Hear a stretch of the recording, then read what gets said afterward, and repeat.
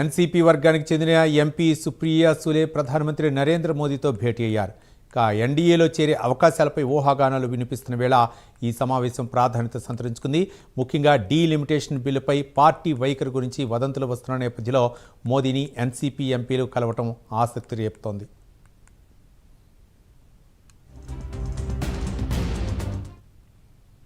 ఇదే అంశానికి సంబంధించి మరిన్ని వివరాలు మా నేషనల్ బ్యూరో చీఫ్ కళ అందిస్తారు. కళ, కొద్దిసేపు క్రితంగా ప్రధాని నరేంద్ర మోదీని ఇటు శరద్ పవార్ వర్గానికి సంబంధించినటువంటి ఎంపీ ఎన్సీపీ శరద్ పవార్ వర్గానికి సంబంధించినటువంటి ఎంపీ సుప్రియా సూలే ఎంపీలతో కలిసి కీలక సమావేశాన్ని నిర్వహించారు. దాదాపు 20 నిమిషాల పాటు సాగినటువంటి సమావేశంలో పార్టీకి సంబంధించినటువంటి అనేక అంశాలపై కూడా చర్చ జరిగింది అన్నటువంటి వార్తలు కూడా వస్తుంది.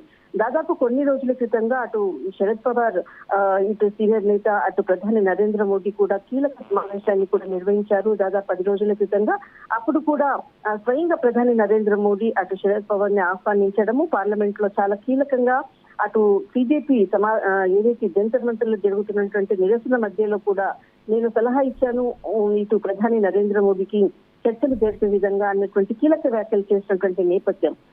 మరొకటి ఇటు గత కొన్ని రోజుల నుంచి కూడా ఎన్సీపీ పార్టీకి సంబంధించినటువంటిది ఇటు అటు శరద్ పవార్ వర్గానికి సంబంధించినటువంటి అజిత్ పవార్ కి సంబంధించినటువంటి వర్గము రెండు కూడా కలుస్తాయి, రెండు పార్టీలు కూడా విలీనం కాబోతున్నాయి అన్నటువంటి వార్తలు మహారాష్ట్ర వేదికకు కూడా కొనసాగాయి. ఒకవైపు ఇందులో భాగంగా ఈ రోజు జరిగినటువంటి సమావేశంలో కూడా ఈ అంశాన్ని కీలకంగా చర్చించారు అన్నటువంటి ఢిల్లీ వేదికగా కూడా వార్తలు అందుతూ ఉన్నాయి. దాదాపు గత 2 నెలల నుంచి కూడా జరుగుతున్నటువంటి మహారాష్ట్ర వేదికగా జరుగుతున్నటువంటి పరిణామాలు ఈసారి ఇటు ఢిల్లీ వేదికగా అటు ప్రధాని నరేంద్ర మోదీతో ఒక్కసారిగా కూడా ఈ సమావేశం నిర్వహించిన తర్వాత మరింత ఊపందుకున్నదని చెప్పవచ్చు. దాదాపు గత కొన్ని రోజుల నుంచి కూడా అజిత్ పవార్ వర్గానికి సంబంధించినటువంటి ఎంపీలు అటు పార్టీకి సంబంధించింది అనుకోవచ్చు, తర్వాత ఇటు శరద్ పవార్ వర్గానికి కూడా రెండు కలిసే విధంగా కూడా దీనికి ఈ అంశాన్ని ప్రత్యేక చర్చ అజెండాగా కూడా ఈ సమావేశంలో చర్చించారు అన్నటువంటి వార్తలు కూడా వస్తున్నాయి.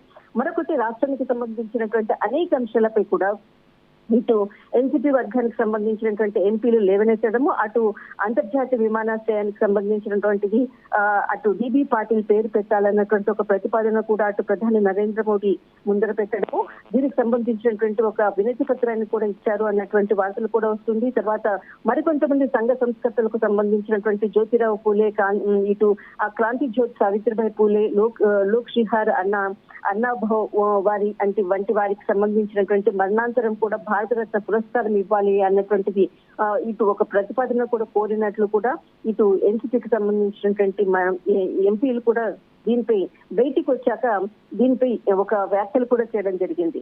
కానీ ఇక్కడ చాలా కీలకంగా డీలిమిటేషన్ కి సంబంధించినటువంటి బిల్లుపై ఎన్సీపీకి సంబంధించినటువంటి వైఖరి పై కూడా ఒక స్పష్టమైనటువంటి అంశాన్ని కూడా ప్రకటించేటటువంటి అవకాశం ఉంది.